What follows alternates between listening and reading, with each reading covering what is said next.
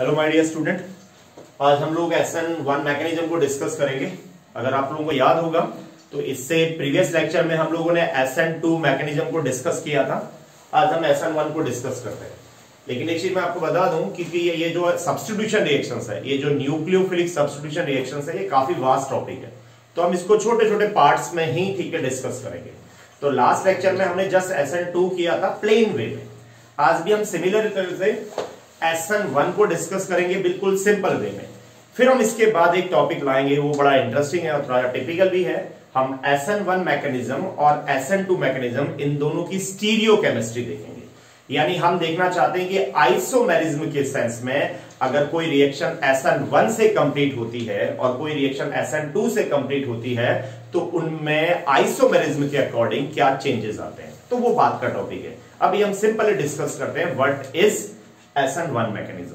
तो जो SN1 mechanism है इसका फुल फॉर्म होता है यूनिमॉलिक्यूलर न्यूक्लियोफिलिक सब्स्टिट्यूशन रिएक्शंस। तो मैं आपको बताऊंगा अभी जब इस चैप्टर को टॉपिक को हम आगे बढ़ाएंगे कि इन रिएक्शंस को हम यूनिमॉलिक्यूलर रिएक्शंस क्यों बोलते हैं करके। तो स्टार्ट करते हैं। तो SN1 मैकेनिज्म को डिस्कस करने के लिए हमने मॉलिक्यूल ले लिए हैं। अगर आप देखोगे तो ये हमारा एक एल्काइल हैलाइड है, और ये कौन सा एल्काइल हैलाइड है, ये है टर्ट ब्यूटाइल ब्रोमाइड। तो हम लोग टर्ट ब्यूटाइल ब्रोमाइड का हाइड्रोलिसिस कर रहे हैं। इसकी रिएक्शन हम वाटर के साथ करा रहे हैं। तो ये जो Br है इसको OH सब्स्टिट्यूट करेगा, और आपको दिख रहा है कि अब हमारा मॉलिक्यूल चेंज हो गया है। हमारा मॉलिक्यूल बन गया है tert butyl alcohol, tertiary butyl alcohol बन गया है। तो ये एक एग्जांपल है, और हम इस एग्जांपल का कौन सा मैकेनिज्म डिस्कस कर रहे हैं, SN1 मैकेनिज्म डिस्कस कर रहे हैं। ओके, अभी कंपैरिजन नहीं कर रहे हैं हम SN2 के साथ, अभी हम टोटली डेडिकेटेड है केवल SN1 मैकेनिज्म में। So what is SN1 mechanism? सबसे पहली चीज, SN1 mechanism is a two step mechanism. ये सबसे इंपॉर्टेंट चीज है, आपको याद रखनी है कि SN1 जो मैकेनिज्म है जो हम डिस्कस कर रहे हैं, ये वन स्टेप मैकेनिज्म नहीं होता, ये टू स्टेप मैकेनिज्म होता है। और इसका अगर मैं आपको पहले ही बता दूं तो इसका जो फर्स्ट स्टेप है वो स्लो स्टेप होता है, और जिसका सेकंड स्टेप है वो फास्ट स्टेप होता है। तो फर्स्ट स्टेप में क्या होता है? तो फर्स्ट स्टेप एक तो स्लो स्टेप है और दूसरा ये रिवर्सिबल भी है। तो फर्स्ट स्टेप स्लो स्टेप है। तो फर्स्ट स्टेप में क्या होगा, स्लो स्टेप है आपका, ये जो हमने एल्काइल हैलाइड लिया है, कौन सा एल्काइल हैलाइड लिया हमने, टर्ट ब्यूटाइल ब्रोमाइड लिया है। इसमें कार्बन और जो Br है, ब्रोमीन है, इसका ये जो पोलर बॉन्ड है, polar, due to electronegativity difference, Br carbon के कंपैरिजन में ज्यादा इलेक्ट्रोनेगेटिव होता है, तो इसमें पार्शियल नेगेटिव चार्ज, इसमें पार्शियल पॉजिटिव चार्ज। तो ये इलेक्ट्रोनेगेटिविटी जो डिफरेंस है, इसमें ये पोलर बॉन्ड है। तो जैसे ही हम एल्काइल हैलाइड को किसी पोलर प्रोटिक सॉल्वेंट में डिसॉल्व करेंगे, सबसे इंपॉर्टेंट चीज है कि SN1 मैकेनिज्म कभी भी गैसियस फेज में नहीं हो सकता है। अगर कोई भी रिएक्शन SN1 मैकेनिज्म से कंप्लीट होना चाहे, जाना चाहे, तो उसके लिए जो आपका मीडियम है, सॉल्वेंट है, वो हमेशा पोलर प्रोटिक सॉल्वेंट होना चाहिए। पोलर प्रोटिक सॉल्वेंट के क्या एग्जांपल हो सकते हैं? इसके एग्जांपल हो सकते हैं जैसे वाटर हो गया, इसका नेक्स्ट एग्जांपल जैसे एसिटिक एसिड हो गया, इसका नेक्स्ट एग्जांपल जैसे अल्कोहल हो गया। तो ये मीडियम चाहिए हमको, मीडियम। तो क्या होगा, हमने टर्ट ब्यूटाइल ब्रोमाइड लिया, सपोज करो मीडियम हमारा वाटर है। तो वाटर में क्या होगा कि ये जो कार्बन और जो ये हैलोजन है, कार्बन और जो हैलोजन है, इसके बॉन्ड का हेटेरोलिटिक फिशन होगा। यानी ये जो कार्बन और Br का बॉन्ड है, इसका हेटेरोलिटिक फिशन होगा। तो ये जो Br है विच इज मोर इलेक्ट्रोनेगेटिव, वो इसके दोनों के दोनों शेयर्ड इलेक्ट्रॉन लेके अलग हो गया। देखो ब्रोमाइड अलग हो गया। अगर ये 2 के 2 इलेक्ट्रॉन Br के पास चले गए तो कार्बन पर पॉजिटिव चार्ज आएगा, और कार्बन पे अगर पॉजिटिव चार्ज आया तो आप सबको पता है this reaction intermediate is known as carbocation. ये कार्बोकैटायन बन गया। तो फर्स्ट स्टेप में क्या हो रहा है, which is a slow as well as reversible step. ये स्लो स्टेप भी है और ये रिवर्सिबल स्टेप भी है। इसमें कार्बन और Br का बॉन्ड ब्रेक होगा, और ब्रेक होने के बाद क्या बनेगा, कार्बोकैटायन बनेगा। तो तो आपको पता है कि बॉन्ड ब्रेक होना है तो एनर्जी चाहिए, तो एनर्जी चाहिए, तो इसीलिए इस रिएक्शंस को, इस प्रोसेस को हम लोग किसके प्रेजेंस में कराएंगे? किसी पोलर प्रोटिक सॉल्वेंट के साथ ही कराएंगे। ओके, तो पहला स्टेप क्लियर हो गया। अब सेकंड स्टेप क्या है? सेकंड स्टेप ये है कि ये जो कार्बोकैटायन बना, तो आप सब लोगों को पता होना चाहिए ये कार्बन तो सिंगल बॉन्डेड था, तो इसका तो हाइब्रिडाइजेशन sp3 था, टेट्राहेड्रल 3D में। ओके, लेकिन ये जो कार्बोकैटायन है which is a positively charge, तो इसका हाइब्रिडाइजेशन sp2 होता है। तो इसका स्ट्रक्चर क्या होगा? Planar triangular. तो आप देख लोगे मैंने ट्रायंगल जैसा शेप बना दिया है, कार्बन पे पॉजिटिव चार्ज है और OH नेगेटिव जो इसमें अटैक करने के लिए आ रहा है, इस पे नेगेटिव चार्ज है, तो ये इस पे अटैक करेगा और हम लोगों का फाइनल प्रोडक्ट बन जाएगा टर्ड ब्यूटाइल अल्कोहल। तो इसमें पॉजिटिव चार्ज, इसमें नेगेटिव चार्ज, तो ये प्रोसेस थोड़ी सी फास्ट होगी, तो ये स्टेप होता है fast step. Fast step. Okay, तो दिख रहा है कि SN1 मैकेनिज्म 2 स्टेप्स में जा रहा है। स्टेप नंबर 1, कार्बन और हेलोजन का बॉन्ड आपका ब्रेक होगा reversibly in slow manner and form carbocation, carbocation बनाएगा। Second step which is a fast step, इसमें जो कार्बोकैटायन बना इस पे OH अटैक करेगा, मतलब जो भी न्यूक्लियोफाइल होगा वो अटैक करेगा और हमारा फाइनल प्रोडक्ट बनेगा। ओके, अब इसमें एक दो चीजें इंटरेस्टिंग बताते हैं आपको। अब ये भी बताना है यूनिमॉलिक्यूलर क्यों कर रहा है। आप लोगों ने केमिकल काइनेटिक्स में पढ़ा होगा कॉम्प्लेक्स रिएक्शंस। तो complex reactions are those reactions which complete in more than one step. तो कॉम्प्लेक्स रिएक्शंस वो रिएक्शंस होती हैं जो एक से ज्यादा स्टेप में कंप्लीट होती हैं। और कॉम्प्लेक्स रिएक्शन में एक स्टेटमेंट आती थी, अगर आपको याद होगा, क्या स्टेटमेंट आती थी कि the slow step of a complex reaction is a rate determining step. अगर आपको किसी भी कॉम्प्लेक्स रिएक्शन का रेट बताना है, रेट यानी उसका ऑर्डर बताना है, तो उसके लिए आप हमेशा किसका यूज करेंगे? उसके लिए आप यूज करेंगे उस रिएक्शन का स्लो स्टेप। तो देखो ये SN1 मैकेनिज्म भी a type of complex reactions है।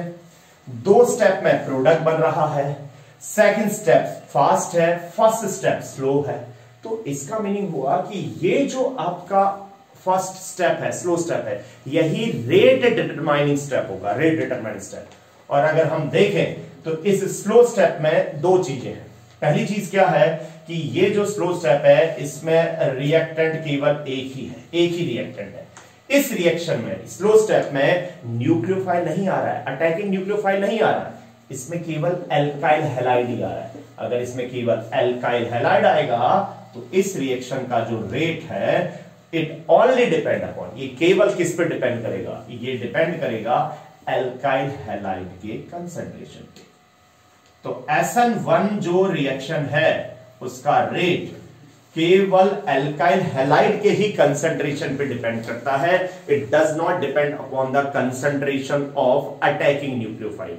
आपको दिख रहा है कि जो अटैकिंग न्यूक्लियोफाइल है वो सेकंड स्टेप में आ रहा है, which is a fast step, and fast step does not determine the rate of reaction. The rate of reaction is only determined by the slow step.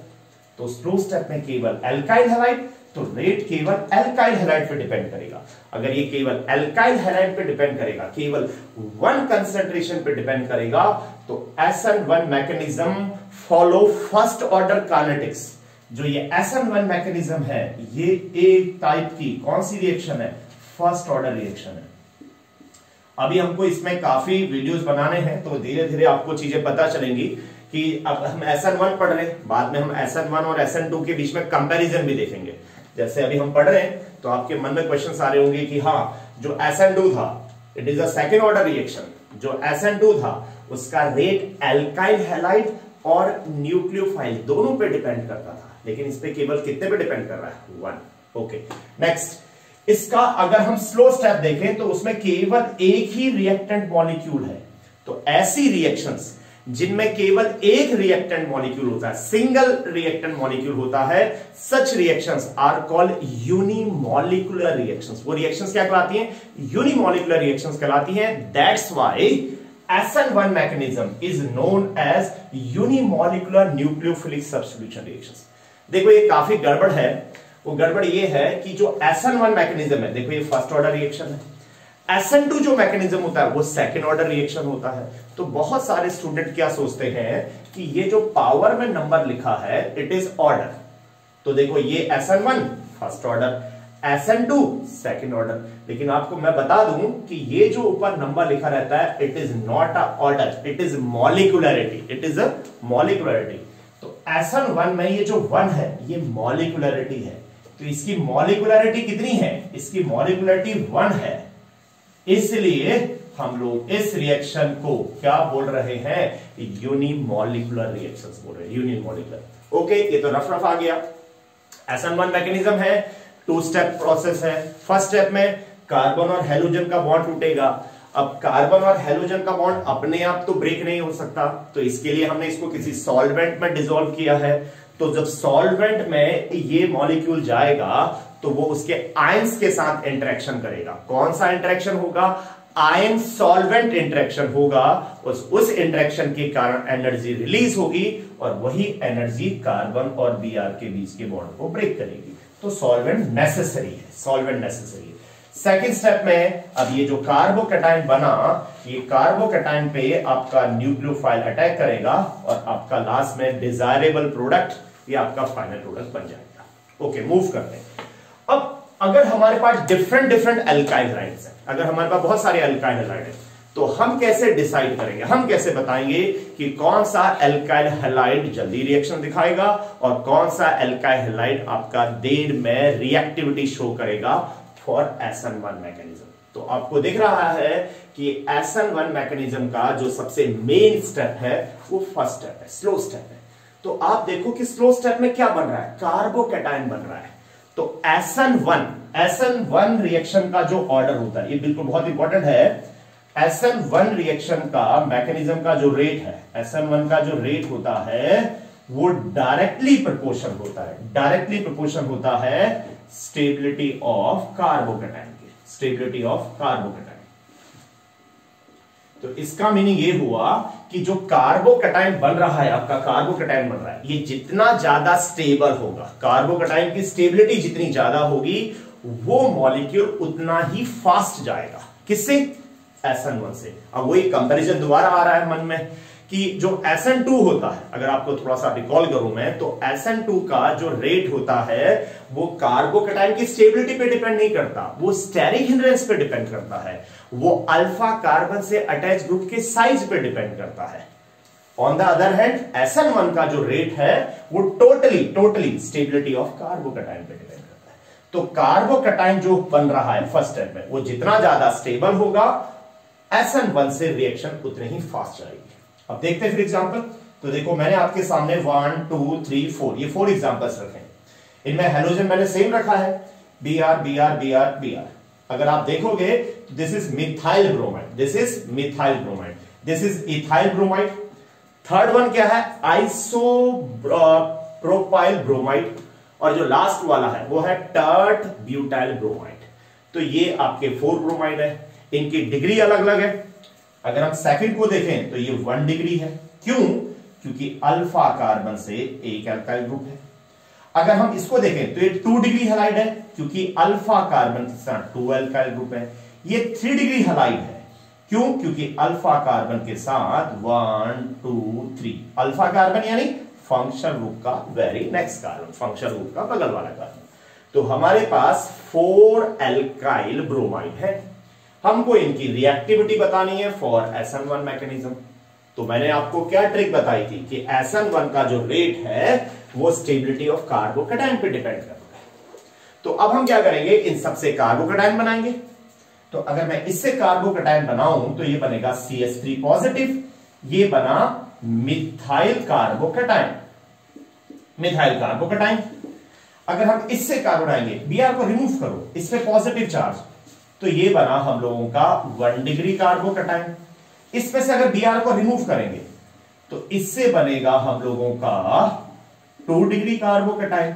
अगर इस Br को यहां से रिमूव कर दें तो यहां से जो बनेगा कार्बोकैटायन वो बनेगा 3 डिग्री कार्बोकैटायन। ये 1 डिग्री कार्बोकैटायन, ये 2 डिग्री, और लास्ट से बना 3 डिग्री कार्बोकैटायन। ओके, तो आप देख रहे हो these are alkyl halide and these are their respective carbocation. ये एल्काइल हैलाइड है और ये उनके कार्बोकैटायन है। ये उनके कार्बोकटायन है। तो इजी, कार्बोकटायन की स्टेबिलिटी का ऑर्डर आपको पता ही है कि alkyl carbocation, these are alkyl carbocation, तो एल्काइल कार्बोकटायन में 3 डिग्री मोस्ट स्टेबल होता है, देन 2 डिग्री, देन 1 डिग्री, और मिथाइल कार्बोकटायन सबसे लीस्ट स्टेबल होता है। तो इनकी स्टेबिलिटी यहां की तरफ इंक्रीज होगी, स्टेबिलिटी इंक्रीज हो रही है, और इनके बगल में ही मैंने ऑर्डर लिखा है। SN1 का रेट स्टेबिलिटी ऑफ कार्बोकटायन पर डिपेंड करता है। तो कार्बोकटायन स्टेबल, SN1 से रिएक्शन का रेट फास्ट, स्टेबिलिटी यहां की तरफ इंक्रीज हो रही है। तो इसी ऑर्डर में अगर हम जाएं तो इसी ऑर्डर में SN1 का जो रेट होगा ये भी क्या होगा, इंक्रीज होगा। तो अगर मैं इनके नाम दे दूं ABCD, जस्ट नाम दे दिए, तो इनमें ये जो 3 डिग्री हैलाइड है ये सबसे ज्यादा स्टेबल कार्बोकटायन बना रहा है, सबसे ज्यादा। तो D वाला सबसे ज्यादा रिएक्टिव होगा, और इनमें ये जो मिथाइल ब्रोमाइड है ये सबसे लेस स्टेबल कार्बोकटायन बना रहा है। तो स्टेबिलिटी कम तो रेट भी कम, तो सबसे कम रिएक्टिव होगा A, देन उससे ज्यादा रिएक्टिव होगा B, क्योंकि ये 1 डिग्री कार्बोकटायन बना रहा है। फिर देन आइसोप्रोपाइल ब्रोमाइड, उसकी रिएक्टिविटी ज्यादा, और सबसे ज्यादा रेट किसका होगा, टर्ड ब्यूटाइल का होगा। तो दिस इज SN1 मैकेनिज्म। मुझे लगता है कि शायद आप लोगों को ये आ ही गया होगा, ये काफी ठीक है, क्या हो गया था, इजी होता, ऐसा कुछ नहीं है। तो ये SN1 है, ये SN2 हो गया रफ। अब हम SN1 SN2 में कंपैरिजन भी देखेंगे, हम SN1 SN2 की रिएक्टिविटी भी देखेंगे, फिर हम एक वीडियो बनाएंगे जिसमें हम वो SN1 के क्वेश्चंस को या जो टिपिकल आते हैं SN2 के, उनको कैसे कंप्लीट करना है। Okay, thank you.